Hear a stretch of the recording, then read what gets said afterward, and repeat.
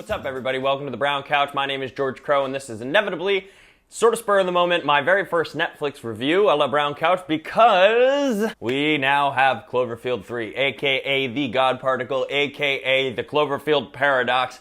If you are not a fan of the Cloverfield films, such as myself, and you have not seen the Cloverfield Paradox, this may be a good time to turn this off if you want to catch up before my spoilers, because there is no way to review this film without spoiling things. It is very similar to Blade Runner 2049 in that nearly the entire film is a spoil, I guess, if you care. So, turn it off now if you don't want to hear anything.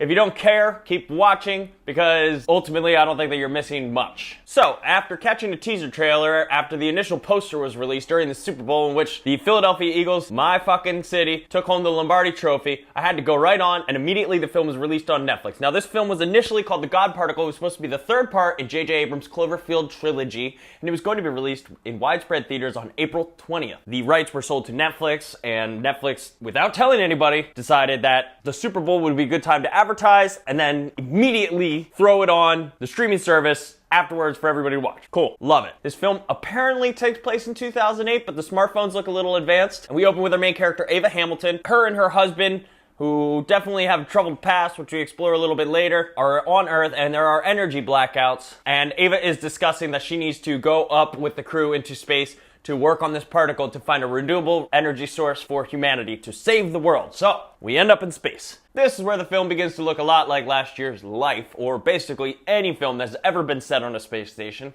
And we get pretty generic, but we have fun with it, and that's okay. While the crew is in space, they are continuously tinkering with this God particle that doesn't seem to be working at all for them. They end up spending about 2 years up there working on this particle. Characters are a little vague and very stereotypical, which felt a little out of place in this film. Regardless, Detective Harvey Bullock from the Gotham TV series is a mad scientist, obviously, on the air, and the crew watches him say, "You cannot mess with this God particle or you will open up, tear in the fabric of the dimension that will allow all these monsters to come down to Earth and split the time frame continuum scientific shit." I don't know. Regardless, you had to throw it in there because it's a little bit of foreshadowing, and we needed that so that we sort of have a little bit of a connective tissue here, because the crew never says anything about Cloverfield. It was sort of shoehorned into being a Cloverfield prequel. There's only about 2 instances in the film, none of which come from the main cast, that even reference the word Cloverfield or anything to do with the monsters on Earth. Basically, this movie could have been about the space crew ripping open the space-time continuum and have nothing to do with the Cloverfield franchise, and it would have functioned perfectly well as a standalone space film. But hey, let's throw Cloverfield in there a couple times and a big fucking monster so that we can tie it together and franchise that shit, right, JJ? Anyways, as they finally get this particle working, they think the space-time continuum is ripped open and Earth disappears. This is when shit gets weird. There's a woman in the wall who's from another dimension. I did like the storyline that they focus on with her character, sort of bridging the connection. She came from a different dimension and was sort of caught in a big kind of what the fuck moment. We cut back to Michael Hamilton, the main character's husband, back down on Earth, who's finding some random girl for absolutely no purpose. Explosions are happening all over the place. He's hiding in bunkers. That's the connection to 10 Cloverfield Lane. And those of us who loved the first Cloverfield are assuming that this must be where the monsters come into play, though we are not shown them. Back up in space, the budget in this film looks really good. I like a lot of the shots in the space station. I think that they're done really well. Basically now our crew is stuck trying to figure out how to get back to the same dimension that they initially came from and save Earth, while getting out of the dimension that they found themselves sucked into, which is the other dimension where this woman in the wall comes from. One of our characters does get his arm cut off and the arm becomes sentient. That makes no sense.